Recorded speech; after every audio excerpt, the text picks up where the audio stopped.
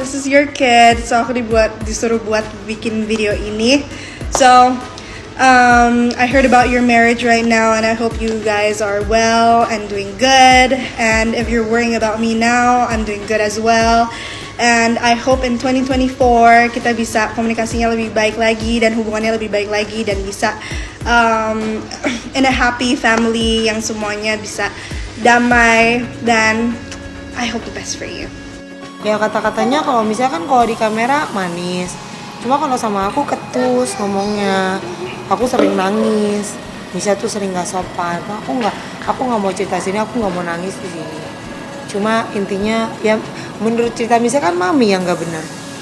Ya selalu beredar aku yang salah. Jadi ya gimana ya, sejak kejadian yang masalah kemarin itu, Michelle terjadi tragedi di Michelle, ya salah siapa dong? Ya maksudnya aku bukan Tuhan yang bisa jaga anakku 24 jam. Lagian aku juga nggak ada di lokasi, aku juga bukan Tuhan. Nah sekarang mau cerai, aku nggak pernah niat menceraikan karena di agama Kristen dulu kan nggak boleh bercerai. Cuma kan sekarang aku juga udah capek. Kalau dengan mami aku udah lama sih nggak komunikasinya, kayak semenjak kasus itu.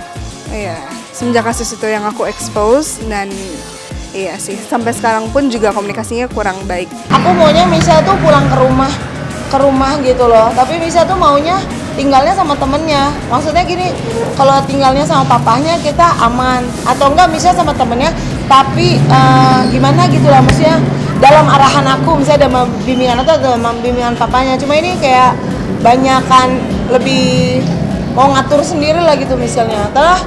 Tolong misalnya gitu lah. Nah ini sekarang kita lagi naik, misalnya ikut-ikutan ada berita. Jadi kan kesannya misalnya mau pansos apa sih gitu, kayak ini lagi ada berita nempel wae gitu. Kemarin kan gak ada Misha, tapi ya udahlah, aku nggak mau bilang Misha pansos sih. Cuma maksudnya kenapa ya gitu lah, kenapa selalu setiap berita aku ada Michelle. Aku kan no comment terlalu banyak karena Michelle itu bukan sepenuhnya tanggung jawab.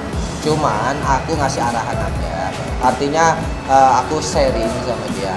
Sebenarnya kalau bisa, yang saya inginkan lebih baik misalnya itu ikut mamanya bersama-sama lagi gitu kan, kumpul-kumpul. Nanti kita buat suatu rencana gitu.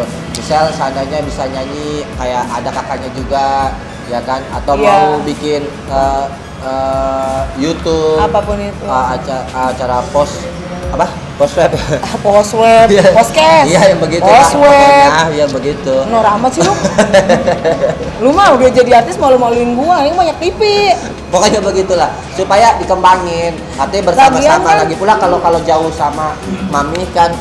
Intinya gini, nggak ada orang tua itu yang nggak sayang sama anak. Lagian aku tuh udah siapin albumnya yang bagus, singlenya yang bagus. Misha juga ke TV aku dampingin sama 20 bodyguard pakai warna pink semuanya. Bawa-bawa kopernya Misha, ada yang bawa catokan. Itu beneran, bukannya gimmick, emang bener karena kan dia perawan. Gitu kan, udah ada kejadian kayak gitu, aku harus kasih bodyguard lah 20 biji. Bayar aja jangan garang susah ya kan, minta duit singkong, nggak apa-apa kan? Iya. Ya udah, jadi ya itu, tapi kan Misha malahan intinya kesimpulannya sendiri. begini, kesimpulannya nggak ada orang tua yang nggak sayang sama anaknya. Sebenci-benci pun orang tua ke anak, tetap ada sayang. Jadi jangan pernah merasa seujon dengan mami. Itu pesan aja sih. Atau mungkin cuma alasan kali itu mau aja. bebas Jangan hidupnya. pernah membenci orang Karena tua. kalau sendiri itu kan aja bisa pesan aku. duduk. Iya, sekarang aku udah sendiri. Sejak iya belum lama kok. Udah lumayan lama sih. Belum lama. Ya tahun ini lah. Terpaksa harus menjalani ini karena situasi sih. Dia memang harga dirinya tuh tinggi banget. Itu yang bikin aku juga jatuh cinta sama dia. Tapi juga aku kayaknya aku baru tahu terus kayak agak kasihan juga, kayaknya harga diri tinggi campur minder gitu kayaknya dia. Jadi mindernya itu membuat dia sebenarnya dia masih nggak sadar gitu kalau dia tuh suaminya Pinkan Mambo. Kadang-kadang aku juga kayak bisa gak ya gitu sama dia gitu, tapi dibisa-bisain aja lah gitu, karena aku cinta banget sih sama dia gitu. Dia juga cinta banget sama aku, jadi kalau misalnya di kasur kita suka cerita, lu bohongan ya sayang sama gua. Kita tuh berdua sampai nangis, sampai enggak lah, enggak ada settingan lah gitu-gitu. Jadi makanya kita saling cinta banget berdua gitu. Cuma yang satu orang biasa, yang satu kita pakai AC, naik mobil Alphard, ya maksudnya udah biasa lah gitu Kak. Makanya aku nemenin kesini juga, aku nemenin dia cari uang juga. Karena aku bawa lala, bawa sepeda apa.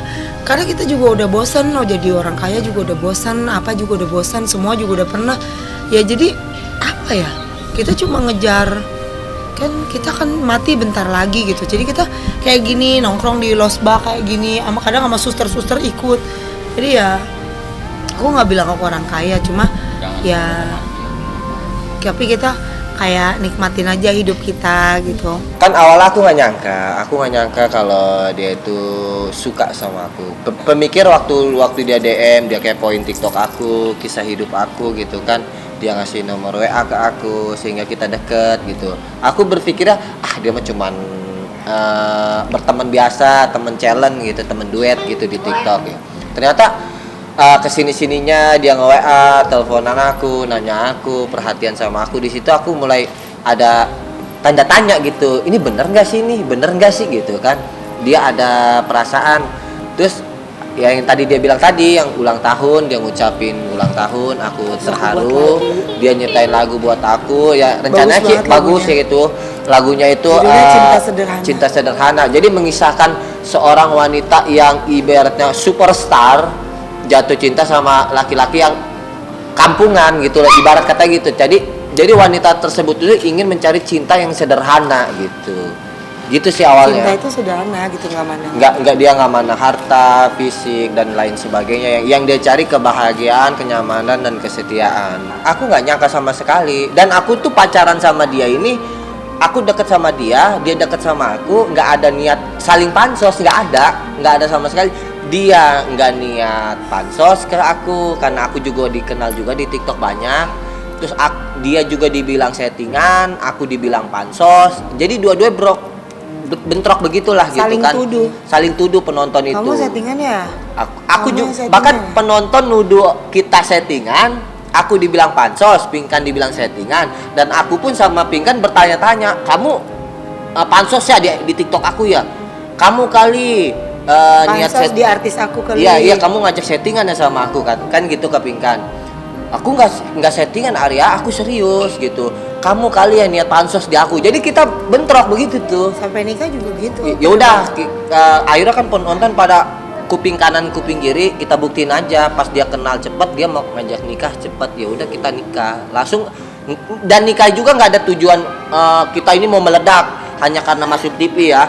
Ini itu enggak. Aku nggak ada ke situ. Intinya kita berdua saling mencintai. Kita buat istilah katanya kita cari rezeki bersama-sama.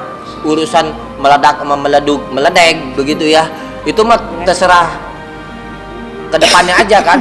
Kita yang nggak tahu bahannya begini. Aku diundang di televisi, diuber-uber wartawan udah kayak punya utang rentenir begitu kan. Aku juga nggak tahu kayak gitu.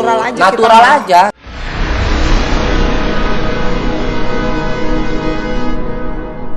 Jadi jangan lupa untuk subscribe Cumi Cumi. Ditekan ya tombol lonceng merahnya.